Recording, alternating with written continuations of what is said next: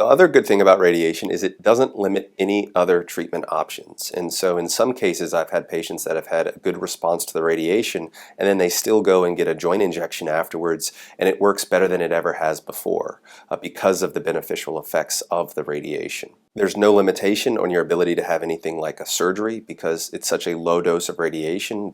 The actual dose of radiation is almost closer to a CAT scan of the abdomen than it is something like a radiation dose that we would give for some type of cancer. This treatment doesn't limit your ability to have any kind of other oral medications for pain, like Tylenol, ibuprofen, anything like that, so you can continue on the oral medication. So there should be no negative impact on what you can or can't do during this radiation period. And of note, the radiation does not stay inside of you. So there's no limitations around being around pregnant people or being around dogs or being around your spouse.